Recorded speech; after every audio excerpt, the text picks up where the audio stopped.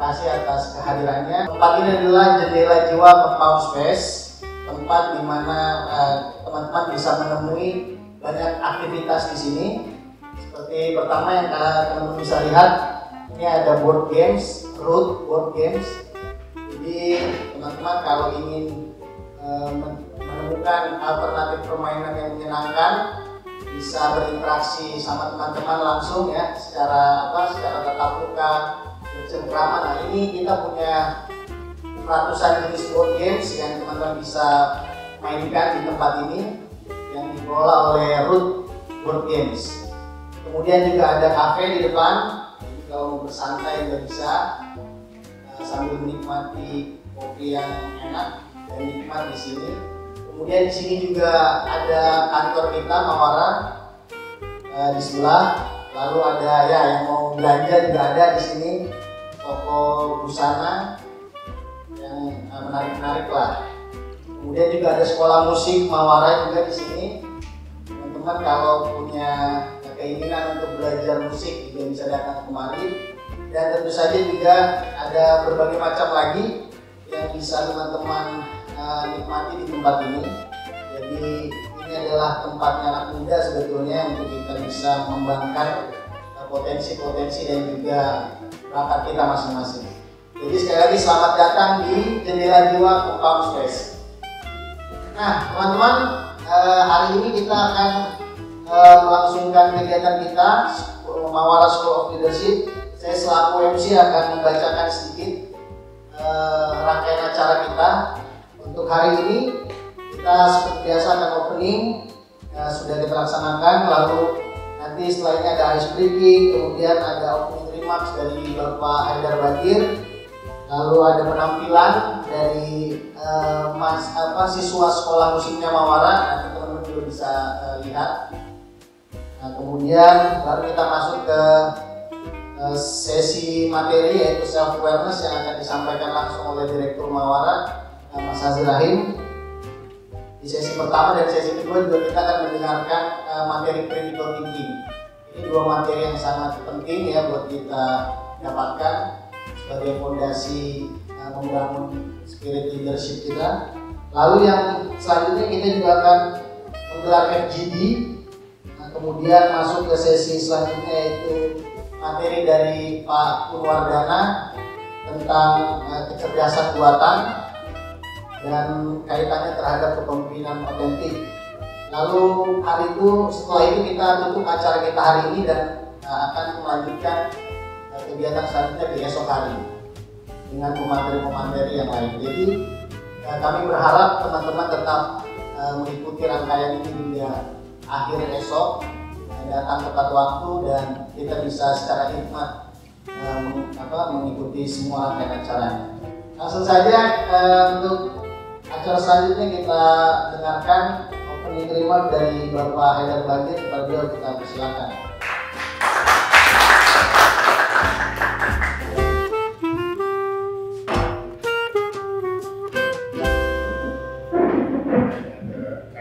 Bismillahirrahmanirrahim. Assalamualaikum warahmatullahi wabarakatuh. Alhamdulillahirrahmanirrahim. Allahumma salli ala Muhammad wa ali Muhammad. Ini bukan basa-basi, tapi saya senang sekali berada di ruangan ini pada pagi ini. Serba anak muda. Dan betul, saya kalau lihat anak muda itu seperti di-charge gitu. Kalau lihat orang tua-tua, senasib sepenanggungan. Sudah sama-sama tua. Tapi kalau anak muda, itu saya melihat masa depan. Tentu saja saya berharap bahwa anak mudanya itu adalah anak muda yang punya semangat itu ikut membentuk masa depan ya. Dan saya menduga kalau mau ikut di acara seperti ini, pasti yang hadir ini adalah anak-anak muda yang memang punya semangat untuk ikut berpartisipasi dan memberikan kontribusi sebesar-besarnya kepada masa depan yang lebih baik ya. Untuk sesama anak muda, untuk sesama anak bangsa, untuk anak cucu dan lain sebagainya ya. Jadi saya meskipun hanya akan bicara sekitar 15 menit sebagai pembuka, tapi saya menyampaikan ini dengan penuh semangat juga ya. Leadership itu kan berasal dari kata lead. To lead itu artinya memberi petunjuk, membimbing, membawa ke suatu arah. Kalau di dalam bahasa Arab itu disebutnya qudwah, istilah yang paling dekat ya. Tentu ada istilah seperti imamah, sama juga. Imamah itu kalau dilihat akar kata bahasa Arabnya juga sama, itu menjadi pusat segala sesuatu ya. Istilah al-um, ibu ya. Leader itu harus punya sifat keibuan juga dalam arti merawat ya. Tapi juga ummah, ada hubungannya dengan ummah, itu juga kata-kata yang terkait. Ada satu buku yang dulu pernah saya kasih kata pengantar, saya baru ingat sekarang, kepengen saya terbitkan lagi. Tulisannya Ali Syariati, judulnya Umat dan Imamat. Nah, dia menghubungkan kata dasar yang membuat dua kata itu, imamat dan umat, itu hubungannya sangat besar. Tapi juga dengan dengan ibu, ya. Hubungannya juga dengan ummah, hubungannya dengan juga misalnya ada Ummul Qura, itu disebut ya, kota Makkah itu disebut Ummul Qura. Artinya pusat kemana perhatian ditujukan. Tapi biasanya kalau kita mau cari istilah bahasa Arab yang dekat dengan kata leadership itu qudwah. Nah, leader itu qaid. Seperti misalnya di Iran sekarang itu pemimpinnya disebut al-qaid. Nah, itu yang dalam bahasa Inggris tapi kemudian menjadi kata guide. Qaid itu menjadi guide. Itu sebenarnya kata guide dalam bahasa Inggris itu dari bahasa Arab qaid ya. Nah, leadership-nya, guardianship, kadang-kadang ada istilah bahasa Inggris itu guardianship. Bedanya kalau guardianship itu ada makna mencintai, membimbing ya. Lebih dekat dengan kata wilayah. Jadi ada macam-macam, tapi kita sekarang bicara menggunakan kata leadership. Nah, saya akan membahas hanya dua ciri leadership yang harus ada kalau seseorang mau disebut leader. Orang bisa menjabat sebagai presiden, bisa menjabat sebagai CEO perusahaan, bisa menjabat pimpinan dimanapun, tapi belum tentu dia bisa disebut leader kalau dia belum punya sifat ini. Dan leader itu beda dengan manajer pada posisi setinggi apapun. Saya misalnya CEO Mizan Group, bukan hanya CEO satu perusahaan Mizan, tapi Mizan itu punya banyak perusahaan. Saya CEO dari holding untuk semua perusahaan Mizan itu. Saya CEO tertinggi, anak buah saya CEO juga, tapi CEO unit. Saya anak buah dari CEO, saya CEO dari semua CEO yang ada. Tapi apakah pasti saya seorang leader? Belum tentu. Harusnya CEO yang baik itu leader. Tapi ada yang cuman punya kemampuan manajer. Kemampuan manajerial itu bukannya jelek atau rendah, tapi dia tidak mesti menjadi seorang leader. Manajer itu memanage, ya, mudir disebutnya kalau di dalam bahasa Arab. Mudir itu yang mengurusi urusan sehari-hari. Jadi mudir itu makanya disebutnya CEO itu Chief Executive Officer, ya, pimpinan tertinggi yang ngurusi masalah-masalah eksekusi. Nah, seharusnya dia punya sifat sebagai leader, tapi kalau sekedar mengurusi masalah-masalah eksekutif itu dia belum sampai ke leader. Bagusnya dia juga seorang leader, tapi dia seorang manager. Manager itu adalah to attend to executive affairs, ngurusi masalah-masalah pelaksanaan. Nah, kita sekarang akan lihat leader itu beda sama manager. Dua persyaratan besar tentu bisa didetailkan ya. Tapi karena saya hanya mengantar, ada dua syaratnya seorang leader itu. Satu, kepemilikan vision, visi. Bukan yang suka dirumus-rumuskan dalam bentuk visi misi. Nah, memang leader nanti melid juga pembuatan visi misi, tapi visinya itu sudah ada di kepalanya dia.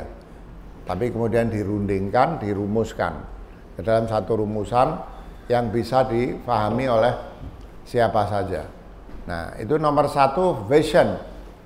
Vision itu, ini muslim semua ya. Nah, saya kasih kalau di dalam Islam itu kata yang mirip dengan vision itu adalah ru'yah. Ya, ru'yah itu kalau dalam bahasa Arab bisa bermakna penglihatan jauh ke depan. Ru'yah, penglihatan akan sesuatu yang transenden, yang nggak kelihatan, melampaui segala yang kelihatan, itu disebut ru'yah. Dan ru'yah itu persis ke dalam bahasa Inggris artinya vision. Vision itu kalau dalam bahasa Inggris dipakai apa misalnya? How is your vision? Bagaimana penglihatan kamu? Jernih atau kabur? Itu vision. Ru'yah itu juga penglihatan. Ya, ro'a yara itu artinya melihat. Nah, tapi vision dan ru'yah yang dimaksud di sini itu adalah yang belum terjadi. Seorang leader itu harus punya kemampuan untuk membayangkan apa yang terjadi di masa depan, baik masa depan yang pendek maupun masa depan yang panjang yang belum terjadi. Itu pertama itu kepemilikan vision atau ru'yah, ya. Dan vision atau ru'yah itu kalau dalam bahasa Arab di dalam Al-Quran, ru'yah itu bisa bermakna dua, ya. Nah, ada seorang penulis terkenal Stephen Covey, mungkin tahu ya, yang menulis apa namanya? Apa judulnya? 7 Habits of Highly Effective People. Dan mungkin banyak orang tidak tahu, Stephen Covey itu pengikut agama Nasrani, apa yang boleh kawin? Mormon. Mormon itu oleh orang Kristen sendiri dianggap sempalan agama Kristen yang sesat. Tapi ini sampai sekarang masih punya nabi. Mormon itu, dia punya kewajiban bayar zakat, ya, dia punya kewajiban bayar zakat dan tradisi keluarganya masih sama. Dulu anak saya waktu kelas 2 kelas 2 SMA pertukaran pelajar ke Amerika, tinggalnya di tempat keluarga Mormon. Jadi hubungan ayah, ibu, anak itu masih sangat dekat. Bayar zakat dan sampai sekarang, sampai kiamat masih punya nabi Mormon itu. Nah, Stephen Covey yang sampai ada kursus official dengan sertifikat di mana-mana yang nulis 7 Habits of Highly Effective People, buku keduanya saya lupa apa, itu sebetulnya seorang pemikir Mormon, tapi orang tidak banyak tahu. Maka buku 7 Habits itu adalah buku yang sangat religius, tapi tidak diungkapkan. Nah, vision itu kata, saya ingat saya Stephen Covey itu ya, yang ngomong. Itu dia bilang vision adalah mimpi dalam keadaan jaga. Mimpi itu kan dalam keadaan tidur. Ya, vision itu mimpi dalam keadaan jaga. Ini mati kayaknya. Saya sih nggak apa-apa nggak pakai ini, cuman rekamannya nanti kurang. Oh, rekaman dari sini ya. Berarti nggak harus pakai ini sih. Vision itu kata Stephen Covey, mimpi dalam keadaan jaga. Ya, maksudnya apa? Saya nggak tahu yang di sini pernah mengalami nggak. Saya bukan sering ya, beberapa kali bermimpi tentang keadaan yang belum terjadi, tepat sampai detail-detailnya. Ini nggak ada hubungan sama wali ya apa. Orang Kristen bisa ini. Saya kasih contoh misalnya. Ini contoh, salah satu contoh yang paling mudah saya ceritakan. Saya tiba-tiba dihubungi sama alumni Teknik Industri ITB. Saya kan dari situ. Pak, Bapak dicalonkan dalam shortlist 6 orang atau berapa orang untuk menjadi alumni terbaik Teknik Industri UI. Saya bilang, saya paling nggak suka gitu-gitu. Tapi ya kasihan panitia kok. Ya sudah nggak apa-apa. Lagi saya pikir mana mungkin saya menang. Oh, saya udah umur 66 tahun waktu itu. Sementara yang muda-muda itu yang umurnya masih 40 tahun. Kalau saya hitung aset perusahaannya mungkin lebih besar, dapat investasi dari luar negeri. Pinter-pinter lah nggak bakal menang saya, tapi ya nyenengin panitia.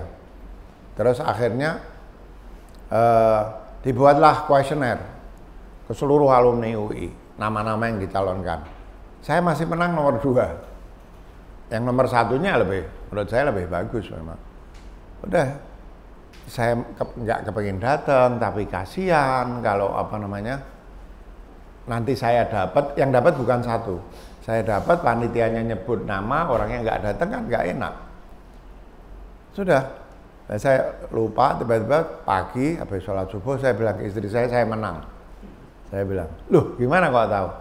Saya bermimpi berada di Hotel Pullman Bandung, acaranya di Hotel Pullman pengumumannya. Saya masuk, saya lihat teman-teman saya teknik industri di situ banyak orang teknik industri. Saya mau naik lift, saya bilang liftnya membuka gitu, keluar ibu-ibu Chinese pakai rambut di sasak tau, yang di ke atas itu. Alhasil gitulah ceritanya. Itu kayaknya tanda saya menang. Udah, saya datang sama anak laki-laki saya, dia ada di situ. Saya udah tahu tuh bayangan hotelnya kira-kira gimana. Pas saya masuk, acara teknik industri di mana, Pak? Kalau di lantai 1 saya keliru, karena kan saya naik lift. Lantai 2, Pak. Oh betul. Liftnya di mana? Oh naik tangga jalan, Pak. Oh keliru saya. Nggak ada lift. Ada, Pak. Bener, 2. Liftnya mana? Tangannya itu begini. Kelihatannya seperti liftnya sebelah kanan. Keliru. Liftnya saya lihat sebelah kiri. Ternyata betul. Karena dia jauh begini itu maksudnya ke sana. Liftnya betul. Saya tunggu lift, buka, keluar ibu-ibu Chinese pakai hadir perkawinan rumahnya. Di atas ada acara perkawinan. Persis detail. Saya pernah mimpi ada seorang anak berantem sama ayahnya, bertahun-tahun anak itu lari. Malam itu saya mimpi anak itu datang minta maaf dengan megang gagang kursi itu. Betul terjadi persis seperti mimpi saya. Dan itu banyak orang bisa mimpi seperti itu. Dan di dalam dunia sains pun itu disebut predictive dreams. Dalam sains modern itu dipercaya. Nah, kan kalau di dalam Islam itu ada ru'yah shadiqah, mimpi yang benar segala macam.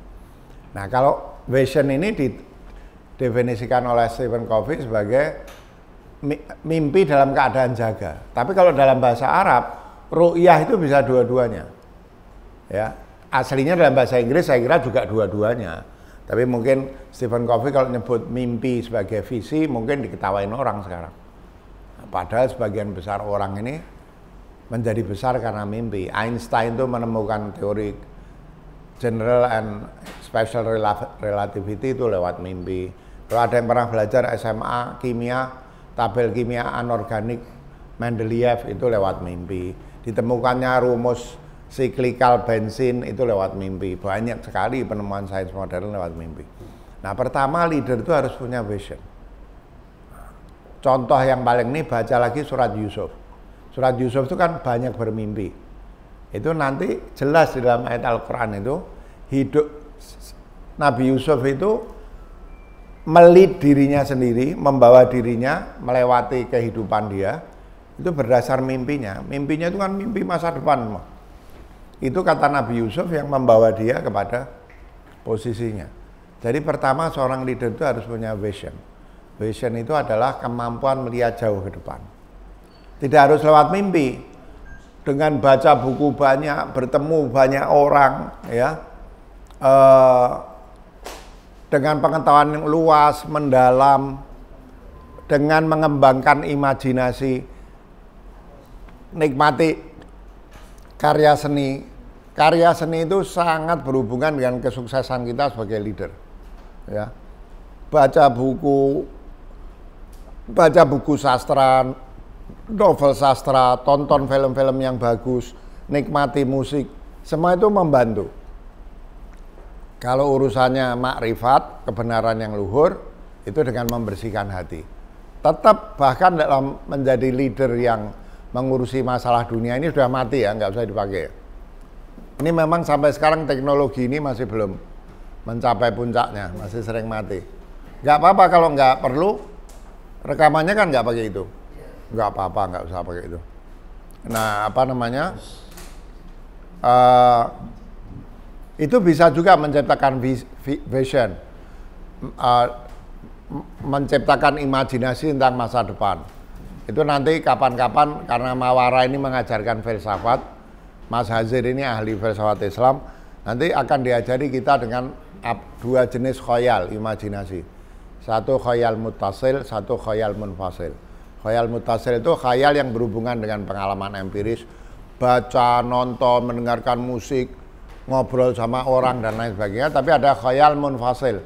Khayal munfasil itu ilham, datangnya dari atas. Nah, kayak mimpinya Nabi Yusuf itu ilham, ya, mimpi. Nah, kata Stephen Covey, vision itu mimpi dalam keadaan jaga. Seorang leader kalau mau mendirikan sesuatu, membawa orang kepada satu arah, dia sudah bisa bayangkan 25 tahun kira-kira project itu nanti seperti apa. Nah, itu leader. Bagaimana seseorang bisa melead, membawa orang ke satu tujuan, kalau dia belum tahu jalan menuju tujuan itu. Nah, jalan menuju tujuan itulah vision. Nah, jadi kalau mau jadi leader harus kembangkan itu. Baca buku, segala macam buku. Buku seperti Sapiens itu meskipun itu buku tentang imajinasi yang isinya itu sendiri imajinasi. Nggak apa-apa. Ya, hebat itu. Yuval Noah Harari itu top. Tapi orang harus ingat, dia bicara bahwa manusia itu hidup dengan fiksi. Buku dia itu fiksi juga. Dia harus akui itu fiksi, sama datang dari bayangan dia tentang fiction. Nggak apa-apa tapi bagus, ya. Baca buku seperti Sapiens, ada 3 buku dia tulis. Baca novel-novel sastra seperti 1979 yang meramalkan crash akibat minyak. Dulu saya baca waktu mahasiswa.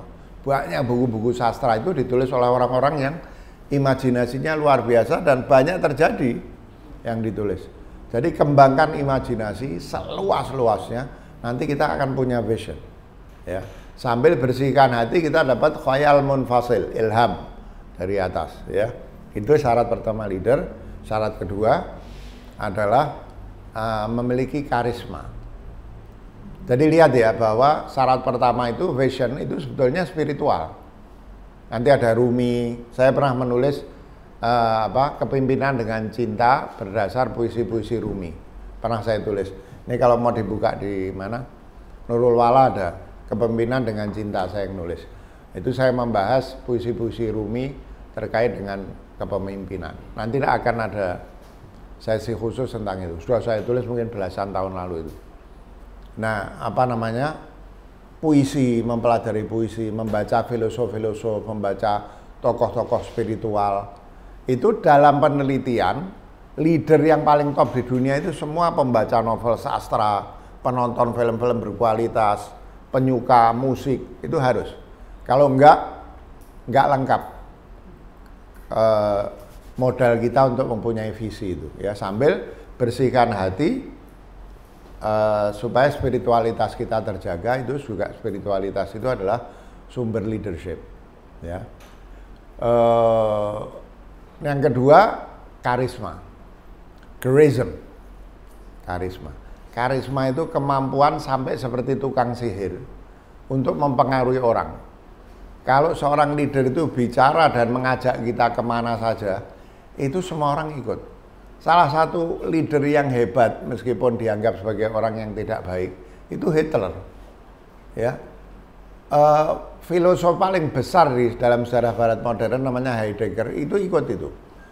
Terus sempat mendukung Hitler. Terus siapa lagi ya filosof besar lagi yang filosof sangat besar yang juga mendukung Hitler. Waduh, saya sudah mulai lupa. Hitler itu lepas dari dia membawa ketujuan yang salah, percaya akan keunggulan ras Jerman, ya, Arya, ras Arya.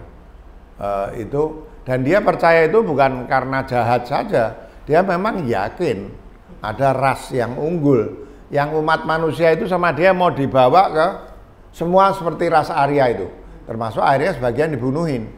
Itu kalau dalam ilmu pengetahuan disebut eugenics, yang nggak punya genetik untuk jadi ras unggul, bunuh aja biar nanti itu kalau ngikuti evolusi Darwin kan gitu. Jadi nggak usah nunggu evolusi Darwin, yang nggak punya bakat untuk unggul dibunuh. Nah, masalahnya yang disebut unggul itu apa? Orang baik nggak disebut unggul biasanya. Baik tapi lemah. Misalnya, dunia ini jauh lebih butuh orang baik yang lemah daripada orang kuat yang jahat. Meskipun yang paling bagus ya orang baik yang kuat. Nah, itu karisma. Hitler itu punya karisma. Ya, kalau kita lihat revolusi tokoh-tokoh di dalam sejarah modern ada Hitler. Dalam makna yang baik Imam Khomeini. Imam Khomeini itu kalau ngomong, termasuk ada jurnalis besar di barat yang betul-betul tidak berkutik hanya karena berhadapan dengan Imam Khomeini. Itu namanya punya karisma, kemampuan untuk mempengaruhi orang sampai seperti orang itu disihir. Ya, dihipnotis, bisa ikut. Tapi ini bukan sesuatu yang bersifat sihir. Seperti itu orang punya karisma. Kalau ngomong, kalau jalan kemanapun diikuti orang. Nah, karisma ini juga sebetulnya sangat dipengaruhi oleh spiritualitas, tapi tidak harus. Orang yang tadi saya bilang baca buku, baca novel sastra, baca filsafat, nonton musik yang bagus, kemudian film-film berkualitas dan lain sebagainya, itu akan bisa punya karisma.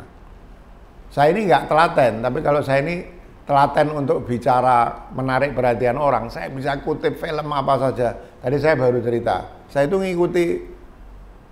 ngikutin musik apa saja. Tadi saya lupa aja ini mau di Ayunda. Kemarin saya menulis sebuah tulisan tentang lagu Mangu, lagunya 420 yang sekarang viral. Ya. Tahu 420 kenapa grupnya namanya 420? Hah? Nggak ada yang tahu. 420 itu waktu yang biasanya dipakai orang baik sore maupun sebelum subuh untuk minum dan ganja, cannabis. Dan mereka itu memang pengguna ganja dan ini, meskipun sekarang katanya sudah enggak. Itu kalau lihat lagunya misalnya Kursi Goyang, ya nanti style Kursi Goyang itu kan dia bilang air senang. Air senang itu air itu arak ya, semacam air yang bikin mabuk. Terus ganja itu 420 itu namanya diambil dari situ, ya. Nah Mangu itu tapi bercerita tentang kok kawin beda agama kok nggak boleh gitu. Nah saya bikin tulisan tentang itu. Saya ikuti musik apa saja. Denny Caknan, tahu ya, koplo. Saya ngikuti paling suka saya malah dulu waktu almarhum siapa namanya? Didi Kempot. Saya ngikuti juga. Jadi saya lagu klasik dulu saya di ITB itu ikut unit musik klasik. Saya ikut teater, saya ikut marching band, ya. Saya baca buku-buku itu, baca buku sastra, nonton film-film bagus, mendengarkan musik berkualitas, ya. Sambil tentu kita berusaha membersihkan hati. Orang itu kalau hatinya bersih, nggak dikotori sama niat-niat jahat, itu orang lain tuh nempel otomatis. Kita nggak usah berusaha, betul-betul. Kita akan dapat anak buah yang bagus.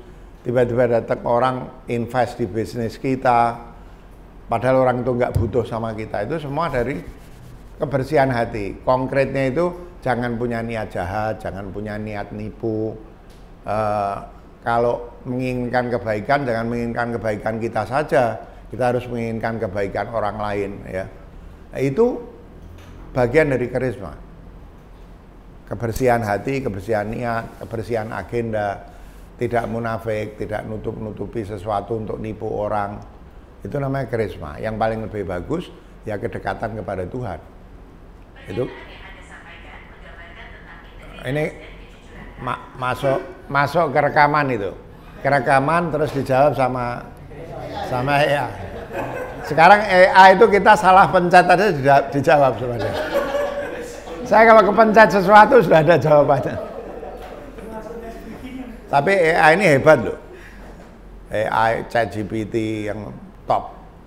Luar biasa. Saya menulis, nggak mungkin ChatGPT itu bisa memenangkan manusia. Dengan syarat 1, 2, 3. Nah, syaratnya ini manusia belum punya. Nah, jadi dua itu yang penting.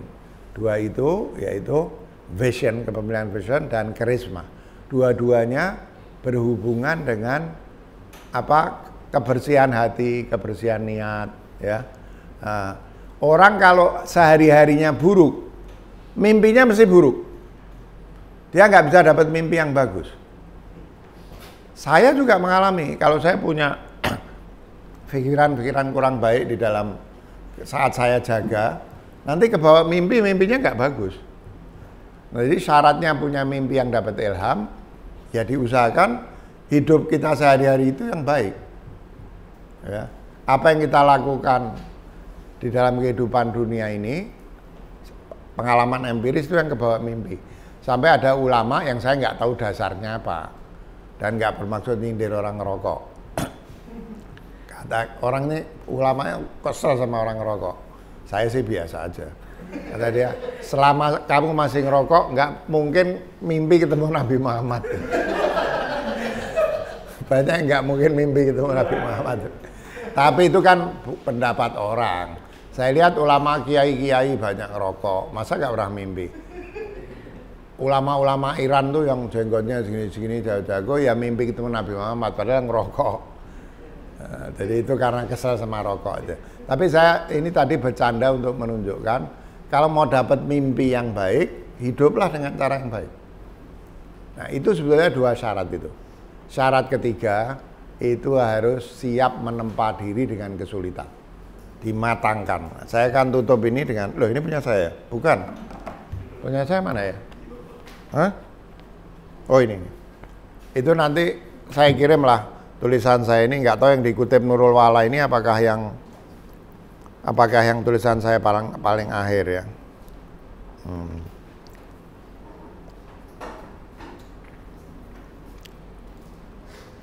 Ini Yusuf ditanya. Sang sahabat bertanya kepada Yusuf dari Mathnawi ini. Bagaimana rasanya saat dulu kamu tahu bahwa saudara-saudaramu iri dan merencanakan sesuatu atas dirimu? Yusuf menjawab, aku seperti singa yang berkalung rantai. Jadi makar saudara-saudaranya itu makar yang dilakukan oleh yang memberikan penderitaan, tapi dia kuat. Singa berkalung rantai. Yusuf menjawab, tak merasa hina karena dirantai, dan aku tak mengeluh. Meskipun dia nggak bisa apa-apa, tapi dia tidak merasa hina. Masih masih gagah, percaya diri, ya. Dan aku tak mengeluh. Aku menunggu dayaku disadari. Maksudnya justru percobaan-cobaan itu menjadikan dia kuat. Dia tadinya tidak menyadari kekuatan di dalam dirinya. Ketika dia ditekan, dia sadar, oh sebetulnya kehidupan saya itu yang menentukan hati saya. Mau dirantai kayak apapun, kalau saya optimis, saya merasa kuat, saya bisa, rantai itu akan bisa dilepas dari dirinya. Lalu bagaimana saat kau berada dalam sumur kemudian di penjara? Jawab Yusuf, seperti bulan yang masih sabit. Ya, bulan sabit itu kan bukan bulan penuh. Namun tahu saat purnamanya. Jadi dia tahu dia akan menjadi besar. Sekarang masih sabit. Tapi dia tahu suatu saat sabit ini pasti akan jadi purnama. Tidak ada bulan sabit yang tidak jadi purnama. Seperti mutiara sangat kecil dalam lumpan penumbuk ramuan obat. Ya. Kalau tidak ditumbuk dia tidak menjadi obat. Dia tidak menjadi besar kalau dia tidak mengalami cobaan-cobaan yang membuat dia susah. Mutiara itu tahu ia akan menjadi cahaya di mata manusia. Mutiara itu kan awalnya batu, tapi kemudian tergosok sampai mengkilat. Jadi mutiara ketika dia masih dalam keadaan batu, dia sudah tahu pada saatnya dia akan berkilau dan menjadi cahaya buat manusia. Jadi jangan menghindari kesulitan. Kesulitan itu tadi seperti penumbuk obat yang ada di lumpan itu. Dengan kesulitan itu kita menjadi kuat. Allah SWT itu kan menyebut bala itu sebagai ujian. Dan dalam hadis dikatakan kalau Allah SWT mencintai seseorang atau satu kaum, kelompok manusia, dikasih cobaan. Biar potensinya itu menjadi aktual. Jadi itu ya, vision, atau ru'yah, karisma, kesiapan untuk menghadapi kesulitan. Jangan menghindar dari kesulitan, hadapi dan jadikan itu mengaktualkan potensi yang kita punya. Yang kalau kita tidak menghadapi ujian Seperti anak naik kelas, mau naik kelas harus diuji. Kalau enggak, bagaimana dia bisa pintar kalau enggak ada ujian? Nah, kita menganggap ujian seperti itu. Jangan dihindari, jangan patah kalau mendapat beban ujian.